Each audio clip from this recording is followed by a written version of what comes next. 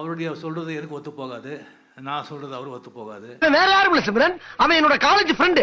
அப்ப இருந்து அவன் குடும்பத்தை நான் கவனமா பேசுவேன், என் குடும்பத்தை அவன் ரொம்ப கவனமா பேசுவான். அதுக்கப்புறம் சில ஃபங்க்ஷன்ஸ்க்கு வந்து கூப்பிடுறாங்க, நீங்கள் வாங்க அப்படின்னு சொல்லிட்டு நான் போக மாட்டேன்.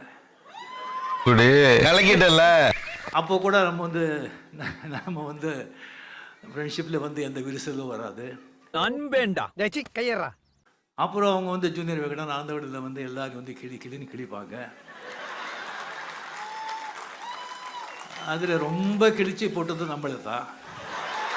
உனக்கு வெட்டலாம் ஒரு ஜாலியாக இருக்கு. என்ன ஜாலியாக இருக்கு? டென்ஷனாக மட்டும் வெட்டிட்டீங்க.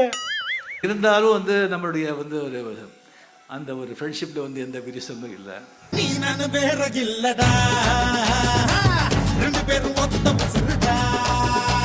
ஆர்டிஸ்ட் ஒரு ஹீரோ யாராவது கூப்பிடணும்னா சிவகுமார் இருக்காருப்பா. அருமையா என்ன பேசுறாரு, எவ்வளோ படிச்சிருக்காரு, என்ன பண்றாரு, மகாபாரதத்தை வந்து அப்படியே 6 hours hats off to him. அவரே கூப்பிட்டுருக்கலாமே, அது வேண்டாம். சரி, கமலஹாசன் மன்னிப்பு கேட்கீங்களான்னு சொன்னதுக்கு 5 நிமிஷம் பேசியிருக்காரு கமலஹாசன். கடைசி வரைக்கும் மன்னிப்பை பத்தி பேசவே இல்லை. Is Rajinikanth a good actor? I don't know. Without slow motion, I don't know if Rajinikanth can exist. I don't know. யார் இவரு?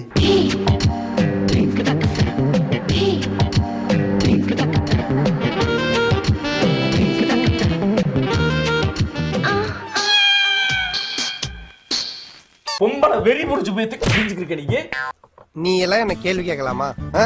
அதெல்லாம் விட்டுட்டு இந்த 75 வயசுலையும் கூலிங் கிளாஸ் போட்டு ஸ்லோ மோஷன்லேயே நடந்து வர்ற இந்த ஆள் வந்து